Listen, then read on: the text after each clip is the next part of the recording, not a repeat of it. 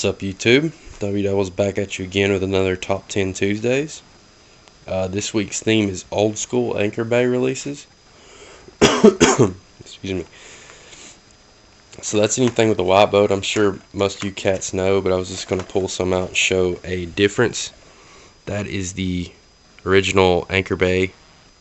So anything like that would classify as old school Anchor Bay. Bad taste, kick-ass flick. And they went to change theirs. They changed first to this blue label, so that wouldn't count.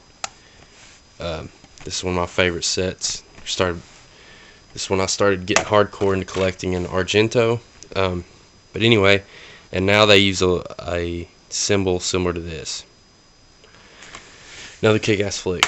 And a lot of cats talk about how Anchor Bay doesn't release any great flicks anymore. I know they don't release as many classics as they used to, and some of their stuff goes out of print, but they still release stuff like the Mother's Day remake, this film right here. They still show some promise. I think they still deserve a little more respect in the horror community. Seems like everybody's kind of thrown them to the wayside now that you do have Scream Factory, and there's some cool labels out there. But just saying, that's my 2 cents on Anchor Bay. Number 10 on the list, though, is a Bava set. I recently just got this. I've wanted this set forever. I've not watched The Girl Who Knew Too Much or Knives the Avenger yet, but I still had to throw this on the list for how solid these other three are. Especially Black Sunday. That flick really just blew my mind. So great. So ahead of his time. It's hard to believe this stuff was, early 60s, mid 60s stuff. I mean, really, really great shit. This was one of my best all-time scores. That's a Sleepaway Camp, coming in at number 9. I got this at flea market for like $2. Such a crazy steal. But fortunate to have these. I'm a big fan of the original 3, especially the first one, of course. But I don't know, 2 and 3 is a pretty fun time. I enjoy all of the films, so threw that on there. So number 8. Another little more recent pickup for me, and that is The House by the Cemetery, part of the Lucio Fulci collection. Might add, there's still plenty of Anchor Bay stuff, I need to check out, and has eluded me over the years. Some of my stuff's kind of hard to pick up now. Near Dark, coming in at number 7. Talked about this flick on the Vampire Week. Super badass movie, though. It has to be one of the most original vampire flicks ever made, and definitely one of my all-time favorites. Number 6. Alright, so number 6 is Cemetery Man, aka Della Morte Della More. You've heard me talk about this multiple times. Great zombie flick. Really, really well done. Michel Sauvé. He's also done The Church and some other cool flicks, so be sure to check this one out if you haven't already. My homie Jeremy sent me this, luckily. This one's out of print and hard to come by. But my homie Jeremy hooked me up with a good deal on this. Always grateful for that hookup. It's one of my all-time favorites, especially my early teens, when I was starting to get really hardcore into horror, especially like 70s and 80s throwbacks, and just a good cheesy demon flick. Night of the Demons, number 4. Had to put this high.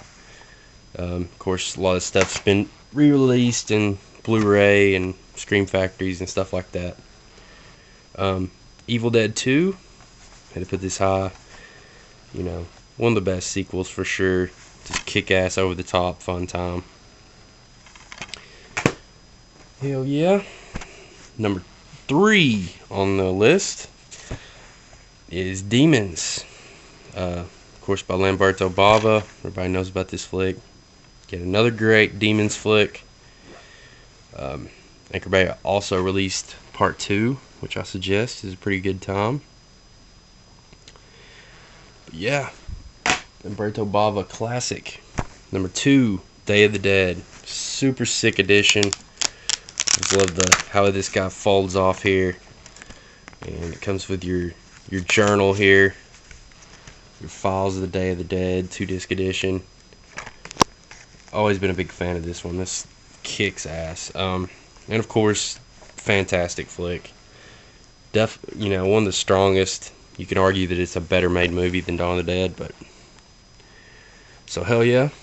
And then of course number 1, I had to throw this version in here, and I actually probably do prefer this version.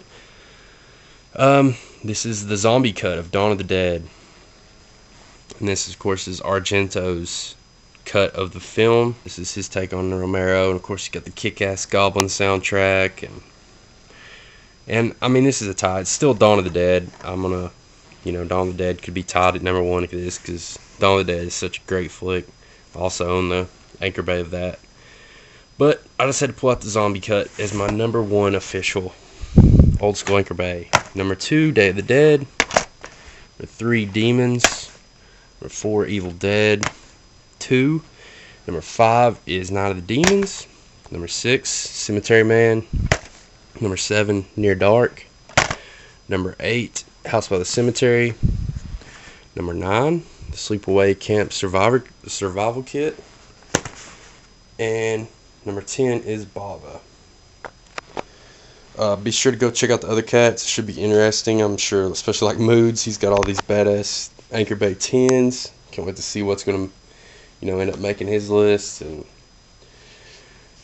Zach's got some good stuff, so I'm excited for everybody. Go check out Matt, of course. Found